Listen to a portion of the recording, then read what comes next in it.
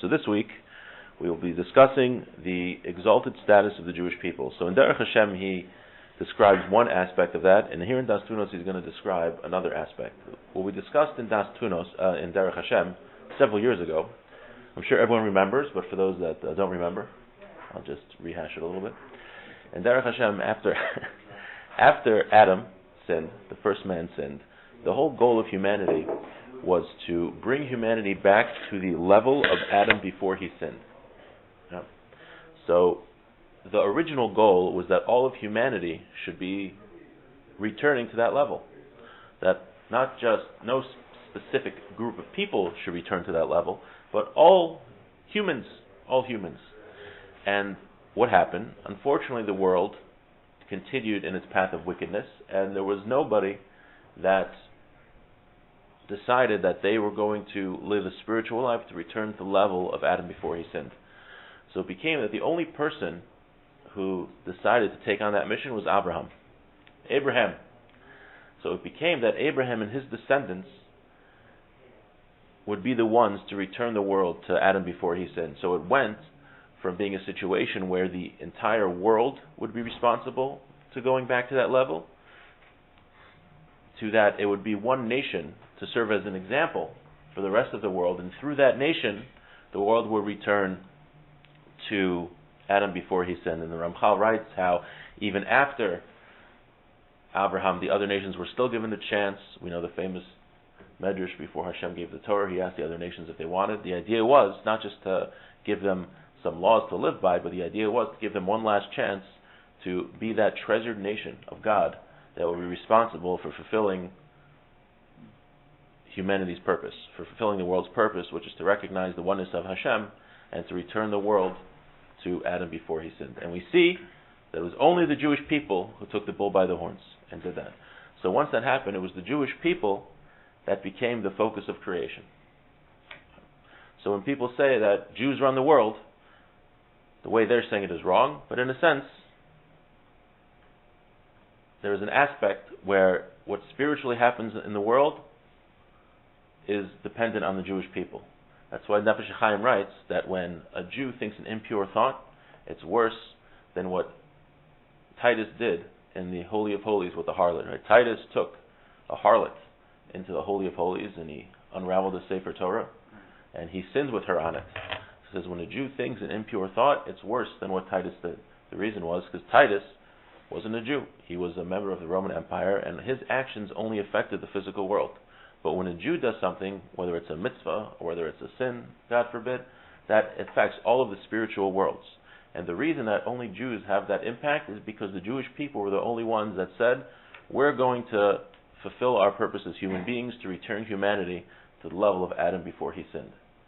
That's why we're the chosen people. That's why we're the chosen people. Not just because we're smart and things and nice, but because it's through our actions that the world will reach its purpose. Only through the Jewish people. Originally it was going to be all of humanity, but now it's only through the Jewish people. So let's see what the so that was what I just quoted mostly was also the Ramchal. It's in a different book called Derech Hashem. Now let's see what he says here in Das Tevunos. We're in Kuf Chaf Tes 129. Amra HaNeshama, says the Neshama. Elahim Dvarim Berurim Umishavim Alev. What you just told me, they make a lot of sense. Aval Adayin Sarach Ata Lavar Inyan Yikaram Shal Yisrael Sheyadat Alafarish Sheineni Roa Adayin Lo Inyan Bikant. He says originally you were going to tell me about the treasured status of the Jewish people, but you haven't explained it to me yet. Amra Seichel, says the intellect. Right. First, we spent a long time talking about Hashem's emanations, and remember we said when Hashem faces the world, so to say, he doesn't have a face, but metaphorically, goodness comes to the world, and he puts his emanations in the world, and when he turns away from the world, bad stuff happens in the world, and we talked about how all of creations, independently, it would appear that they don't have a purpose, but really they're all interconnected, and the purpose of the world is that they fulfill their interconnected purpose, which is that the world should reach a point where every being recognizes Hashem, and every creation in the world is interconnected to fulfill that purpose. So he says, that's what I've explained to you till now. Now we want to know, how does the Jewish people fit into these ideas that we've been discussing? Hagormim hischalep hatoldos shehem hamikrim hamisyaldim ba'olam amnum hasiba harishona l'chol zeh v'atam lischalep anyanim b'hashpa zehu inyan hatolei b'Yisrael shezacharti lach. We've been talking about these emanations and how Hashem bestows goodness on the world and bad if He does the opposite. He says, you know what? All of that is dependent on the Jewish people. Only the Jewish people. And now I'm going to explain that to you. Now I'll explain. HaKadosh Baruch Hu im Yisrael hu ke'av beno. Hashem, when it comes to His relationship with the Jewish people, is like a father to a son. U'ki'ish el eishes ne'urav, and like a man with his wife of his youth. Asher kol chukaso yizbarach eleinu, that all of Hashem's desires is on us. U'ki'inyan shenemar, and like it says, ani ledodi va'alai chukaso. I am to my beloved, and on us is His desire. Uksiv, it says, niflo sechel machshavasecha eleinu.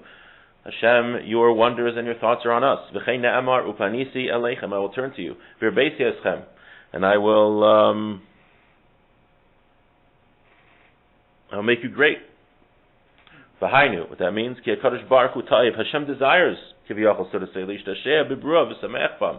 Hashem wants to be happy with His creations. He desires, so to say, obviously Hashem doesn't have desires, to rejoice with them. Ke'inyan shenamar, as it says, yismach Hashem ma'asav Hashem, or rejoice with His handiwork. So we're seeing that really the center of everything, the purpose of creation, is the Jewish people. Because it's through the Jewish people that Hashem will bring the world to its ultimate purpose, and the way that Hashem relates to the world, we're going to see, is only dependent on the Jewish people. When Hashem turns towards them, towards the Jewish people, from His love for them, in His joy that He rejoices with them, so to say, and He thinks about them. He doesn't stop from giving them goodness when Hashem turns to the Jewish people. And He always gives them goodness. Emanation after emanation, in every way that will be for their goodness and rectification. Just like a father turns towards the son. A father only wants what's best for his son. So too Hashem wants what's best for the Jewish people. The main thing for all of this is the Jewish people. It's for them that Hashem desires. Like we mentioned, the verse. I am to my beloved, and on us is His desire. And the entire creation, the entire world, we are what, 0.03% or 0.2% of the population? The entire, something like that, right? The entire world and all of the billions of people is just dependent on the Jewish people. When Hashem turns to the Jewish people with love, when Hashem turns to the Jewish people with love, there will be goodness not only for the Jewish people, but to the entire world. Tovus emitios ushlemos. True goodness and completeness. It's really wild when you think about it, that the world is so obsessed with us. Right? The world is obsessed with Jews, and it's 0.2% of the population. I remember someone was on a plane, and Israel's always in the news, this tiny little country, and somebody asked them, like, how many, he was talking to a Jewish person talking to this non-Jew, and he said, like, how many Jews do you think in the world? He's like, there must be like hundreds of millions of them, or at least, or a billion. No, there's 15 million of us, maybe 14 million, 13 million. It's sick. It doesn't make any sense. Also, then you have might get on my soapbox, but you have this person at the New York Times writing like 15 articles in the last year about Orthodox Jewish yeshivas making things up when you have the public schools in New York that are 20,000 times worse, and parents are afraid to send their kids to school, and they said like 50% of New York City public school graduates have to go to remedial classes when they go to community college. But the New York Times is focused on this small subset of Jews living in Brooklyn. It doesn't make any sense. But you see from this, on a spiritual sense, in a spiritual world, the Jewish people are the center of creation, because we were the only ones that took on the mantle of living the way a human being is supposed to live to bring the world to its final completion. Okay, so we'll stop here. Wish everyone a great day.